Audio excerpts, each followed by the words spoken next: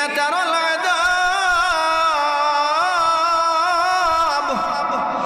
অথবা যেন এই কথা বলতে না হয় আও তাকুল হিনা তারাল আযাব, হঠাৎ করে যখন আযাব দেখবি, পরকালের আযাব যখন সে দেখবি, মৃত্যুর যন্ত্রণার আযাব মালাকুল মাউত তার সামনে যখন আসবে, মালাকুল মাউতের বিভৎস চেহারা যখন সে দেখবে, সে যখন কাফনের কাপড় দিয়ে তার চেহারা ঢাকা হবে, তার একাকিত্বের ঘর কবরে যখন রেখে দেওয়া হবে, মুনকার নাকির আসবে, মাটি তারে চাপা দিবে, জাহান্নামের দরজা তার জন্য খোলা হবে।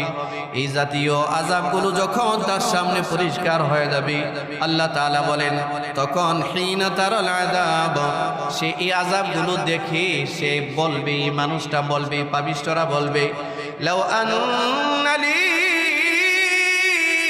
কাররা, লাউ যদি, আন্না নিশ্চয়ই, আমারে আরেকটু সুযোগ দেওয়া হতো, কাররাতান, আর একবার যদি আমারে সুযোগ দেওয়া হতো দুনিয়ায় ফিরে যাওয়ার জন্য।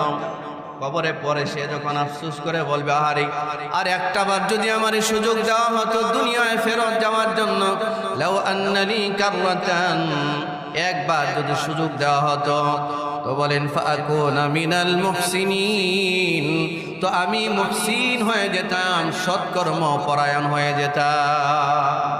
জাহান্নামের আযাব দেখে সে বলবে, আমারে যদি একবার সুযোগ দেওয়া হতো।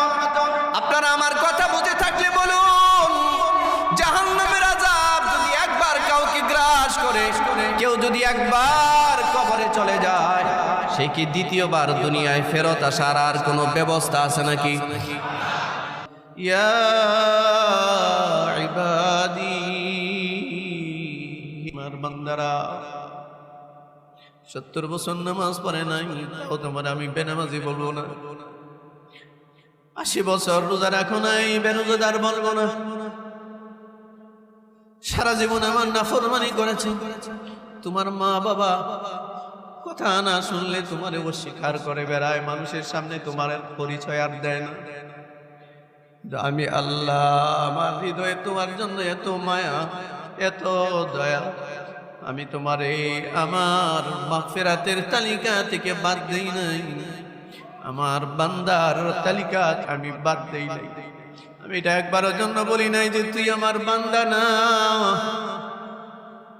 আমি একবারের জন্য বলি নাই তুমি আমার বান্দা না, আমি এটা একবারের জন্য বলি নাই। খুঁজে খুঁজে একটা একটা করে তুমি আমার বিরুদ্ধে অবস্থান নিয়েছো। আমি বলেছি ডান দিকে